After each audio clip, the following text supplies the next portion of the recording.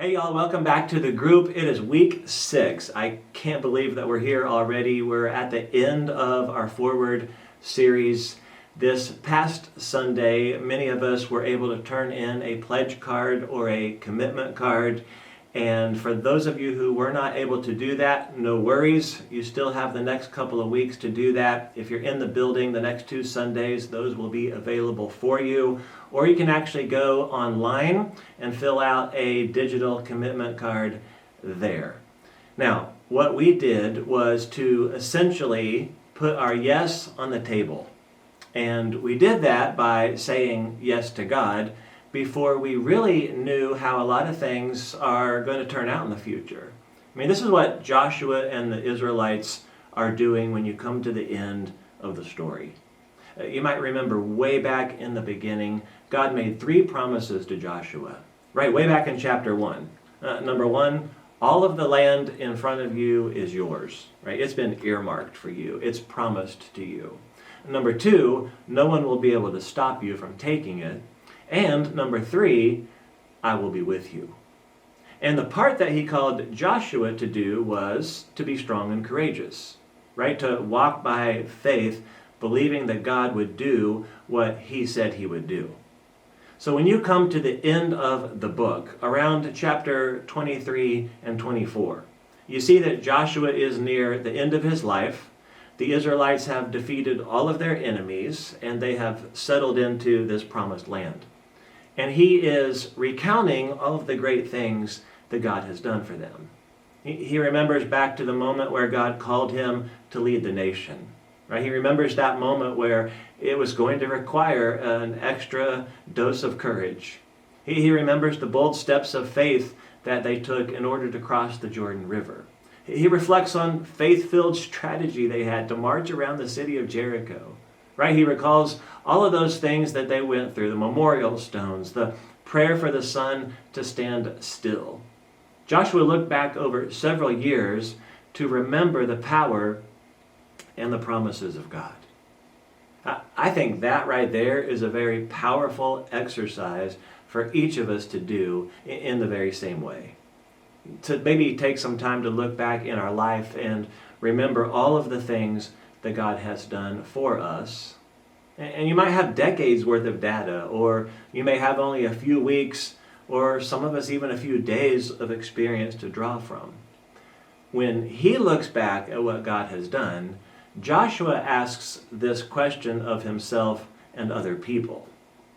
Hey, now that we're at the end of all this, and now that we're looking forward, who are you going to serve? Who are you going to trust to take care of you going forward? See, Joshua touches on something that we all know to be true, whether or not we've ever stopped to think about it before. That we all serve something or someone. It might be a person or a thing that has some control over us, that we look to for leadership, that we listen to, that we even work for.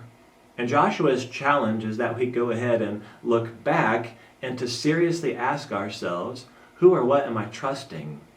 And the follow-up is to specifically think about what that thing or person has actually done for us. In other words, what have they provided for you? Or is your life better because you served that? I bet some of us are trusting in some things right now that if we were to pause and look back and see what it has done for us, would be alarmed to realize that we're actually not better off, we're actually worse off. At the same time, it could be a moment of reflection in many ways for a lot of us that what was happening in our life at that time brought us to our senses. And we decided that what we were trusting in was not getting us where we wanted to go, and we made a change. And maybe we turned to God. Joshua's declaration is to say, I don't know about y'all, I'm going with God, the one true God. And what I love about his speech is that he goes all in, right, chips to the center table without taking a poll or waiting for a show of hands. It's as if he is saying, even if I'm the only one person that chooses to do this thing, I'm going with God.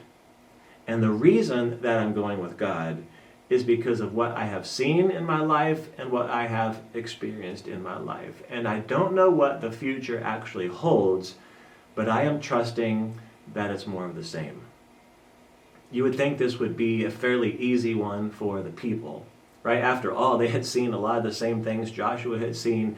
They had experienced a lot of the same things Joshua had experienced.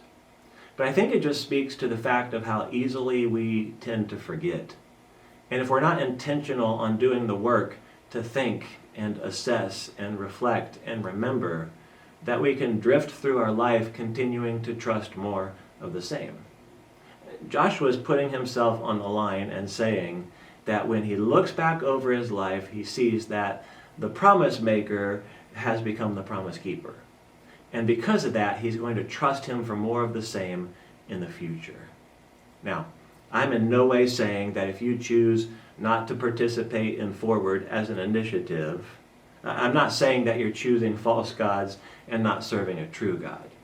What I am saying is that there is power in being resolute with your yes, and that the power to actually go forward in whatever you choose is based on what you see when you look backwards. And that's a personal decision for you. That what you see when you look back there gives you the hope for what you can expect up there. And you should say yes to that God, and that He can do all of that even before you know how He will do it. Listen, I'm so excited to hear the stories that will come out of this for you and for our church in the weeks and the years to come.